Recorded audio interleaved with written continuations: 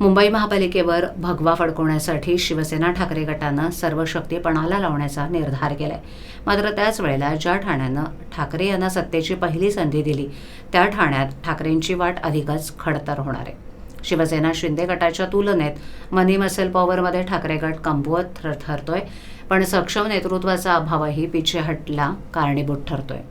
लोकसभा आणि नुकत्याच झालेल्या विधानसभा निवडणुकीत हे सिद्ध झाले.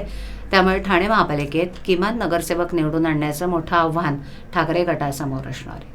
अखंड शिवसेनेचा एकेकाळचा बालेकिल्ला म्हणून ओळखल्या जाणाऱ्या ठाण्यानं 1967मध्ये शिवसेना प्रमुख बाळासाहेब ठाकरे यांना पहिली सत्ता दिली. बाळासाहेबांना मानणाऱ्या कट्टर शिवसैनिकांच्या साथीनं तत्कालीन जिल्हाप्रमुख आनंद दिघे यांनी शिवसेना जिल्ह्याच्या कानाकोपऱ्यात रुजवली. त्यामुळे एकेकाळी संघाचं वर्चस्व असलेल्या जिल्ह्यावर शिवसेनेनं आपली पकड निर्माण केली. भाजपाच्या हातातून लोकसभा, विधानसभा, नगरपालिका, महापालिका हिसकावून एक प्रकारे वादळ निर्माण केलं. इकडचा निष्ठावंत शिवसैनिक हा अभिमानाचा विषय ठरला होता. आनंद दिघेंनंतर त्यांचे शिष्य एकनाथ शिंदे नावाचं नेतृत्व उदयास आलं. आनंद दिघेंनी वाढवलेले शिवसेनेचे रोपटे शिंदे यांच्या नेतृत्वामध्ये बहरलं. त्यामुळे ठाण्यात शिंदेशाहीचा उदय झाला. पण पुढे ठाकरे यांच्या सत्तेला सुरुंगही ठाण्यातच लागला.